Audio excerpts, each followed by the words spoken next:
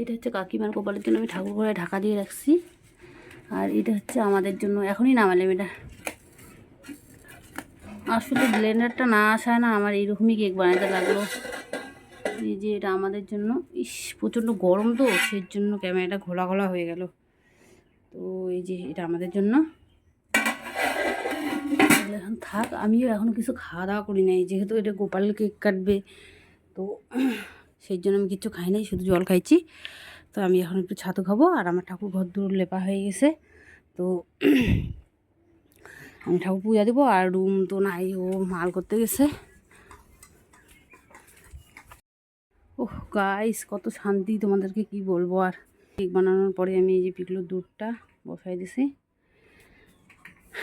তো আমি এখন একটু ছাতু খাই নি, খিদাও পাই গেছে খুব। দেখো গাইস, এখন 4:05 বাজে। এই যে রুম এখন করতেছে সয়াবিনের তরকারি। আমি সয়াবিন ভিজায় রাখছিলাম আর আলু সিদ্ধ দিয়ে রাখছিলাম, কিন্তু কোনো কিছু করতে পারিনি, কারণ আমার গ্যাসের সমস্যা হচ্ছে, তো সেই জন্য। Guys good morning, welcome back to our new blog. Guys আশা করি তোমরা সবাই ভালো আছো, তো আমরাও ভালো আছি। গাইস এই দেখো আমাদের ছোট্ট বকলু, এটা হচ্ছে রাধা, এটা হচ্ছে কৃষ্ণ, এটাও রাধা, এটাও কৃষ্ণ। এই দেখো কালকে যত জাগরণ হয়েছে। আর এই দেখো এই ফলগুলোও আমাদের মধ্যে মানে জাগায়, এগুলো দিয়েই আজকে কাদা খেলা খেলবে।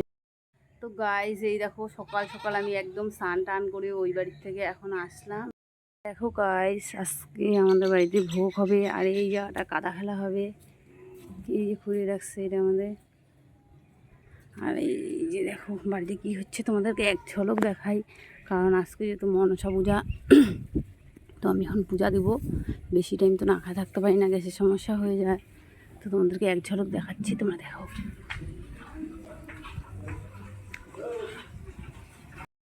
এই যে কাকিমা দেখতেছে, এই কাকিমাই আজকে রান্নাবান্না করবে, ভোগে রান্নাবান্না করবে। আর এই যেখানে সব সবজি কাটাকাটি হচ্ছে, কাটাকাটি তো বলা যায় না, যাই হোক ওগুলো হচ্ছে। এই যে দেখো এগুলো সব ভোগে রান্নাবান্না। আর এখানে হচ্ছে দই চিড়া মিষ্টি খাওয়া হচ্ছে। আর এই যে এগুলো এখানে কি করতেছিস? টাকলো কি করিস? এই যে আমাদের টাকলু, সব টাকলু হয়ে গেছে, সব টাকলু।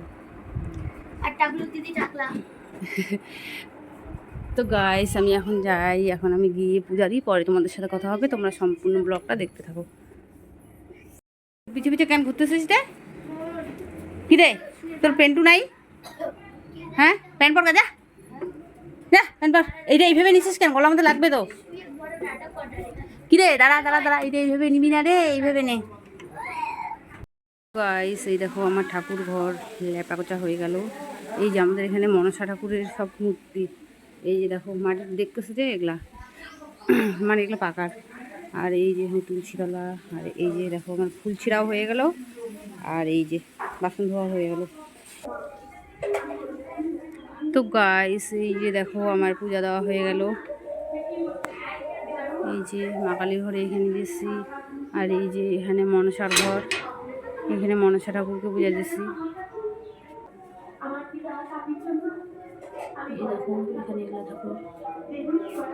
তো যাই হোক গাইস, আমি এখন এই প্রসাদ টসাদ সব উঠাবো, তো তোমাদের সাথে পরে কথা হবে। তোমরা সম্পূর্ণ ব্লগটা দেখতে থাকো।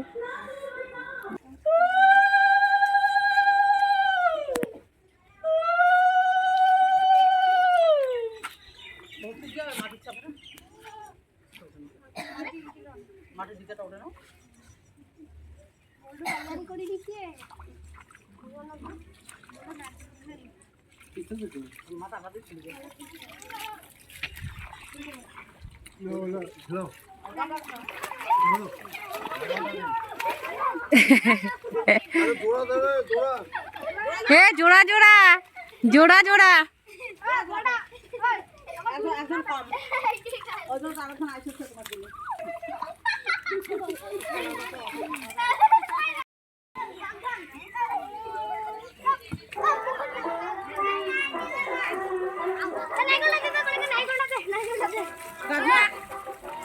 গাইস আকাশটাকে কত সুন্দর লাগতেছে। আমি মাঠে আসলাম ছাগলগুলোকে নিয়ে, যেহেতু বাড়িতে পূজা অনুষ্ঠান তো তো সবাই যার যার মতন ব্যস্ত।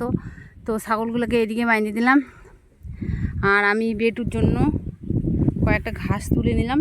এখানে অনেকগুলো ঘাস আছে গাইস, এই যে দেখো এইদিকে লম্বা করে দেখো, এই সাইডটাতে ঘাস হয়েছিল, আমি এগুলাই তুললাম। আর এদেরকে একটু নড়াই দিয়ে বাড়ি যাই, পুরো হাঁপাই গেছি। আবার ওইখানে রুম ফোন করছিল, বলতেছে পিপলু প্রচণ্ড দোদো খাওয়ার জন্য কাঁদতেছে। আমি সকালবেলা ওকে খাওয়ায় আসছি দোদো, যেহেতু ওর মা দুধ পায় না, তো বাচ্চাটা খুবই কান্দে। তো যাই, এদেরকে একটু ঠিকঠাক করে নড়ায় রেখে বাড়ি যাই। বোন ওরা আবার আসছে, ওদের সাথে এখনও দেখাই করি নাই। তো এদেরকে আগে ভালো করে বান্ধি আর একটু নড়াচড়াই দিয়ে তারপরে যাই। তো গাইস তোমাদের সাথে পরে কথা হবে, তোমরা সম্পূর্ণ ব্লগটা দেখতে থাকো। তো গাইস এই দেখো আমি ওই বাড়ির থেকে সব কিছু ছাইড়ে রেড়ে এই বাড়ি চলে আসছি। ভোগের প্রসাদও একটু খাইতে পারি নাই, মানে কোনো কিছু কি বলবো আর। পিকলু কাঁদতে কাঁদতে একদম পাগল হয়ে গেছে বুঝছো। দেখো পিকলু এখন ঘুমাচ্ছে, আমি বাড়ি আসার পরে ওটাকে খাওয়াইলাম, ওর মাকে ঘাস টাস দিলাম। আর এই যে দেখো রুম, বাচ্চাটাকে একদিন সামলাতে পারলো না, বাচ্চাটাকে একদিন সামলাতে পারলি না। একটু দুধ খাইলেই তো আমি একটু দেরি করে বাড়ি থেকে আসতে পারতাম, একটু ভোগের প্রসাদ খাই আসতে পারতাম না। ভোগের প্রসাদ এখন ভোগের প্রসাদই জানুক। তো গাইস এই বাড়িতে আসার পরে দেখি সিদ্ধ ভাত করে রাখছে, আমাদের দুদিন থেকে খাওয়া দাওয়া একদমই ভালো হচ্ছে না। তো আমি একটু চচ্চড়ি করি, কারণ কী খাবো এখন। রুমে দিদি বাড়িতে পূজা, তো ওইখানেও আবার যাইতে হবে, মানে মনসা পূজা ওইখানে বুঝছো, তো ওইখানেও যাবো। তো যাই হোক গাইস, এই যে রান্নাবান্না হচ্ছে, এটা দিয়ে এখন খাওয়া দাওয়া হবে দুপুরবেলা, তারপরে যাব। আসলে আজকে না খুবই গরম, খুব রোদ, আর ওইখানে গেলে আরও বেশি গরম লাগবে, তো একটু পরে যাব। আর এই যে দেখো বেটু আর পিপুকে এখানে ঘাস দিয়ে দিলাম, গামলার মধ্যে জল। তো আমি আর রুম এখন যাচ্ছি রুমে দিদি বাড়ি পূজার জন্য। তো যাই, পরে তোমাদের সাথে কথা হবে, তোমরা সম্পূর্ণ ব্লগটা দেখতে থাকো। তো গাইস আমরা দুটা মিলে যাচ্ছি, প্রচণ্ড রোদ, রোদের জন্য তাকানোই যাচ্ছে না। বাজে কিন্তু 4টা এখন, কিন্তু গরম যে এতটা কি বলবো আর। তো গাইস এই দেখো গরমের জন্য আমি চুল একদম টুকি টুকি বাইন্ধে রাখছি উপরে করে। তো আমরা এখন যাই, পরে তোমাদের সাথে কথা হবে, তোমরা সম্পূর্ণ ব্লগটা দেখতে থাকো। তো গাইস এই দেখো আমরা পূজা বাড়ির পাশে চলে আসছি, আর দিদি ফোন করছে, দেখি পূজা বাড়িতে কী কী হচ্ছে।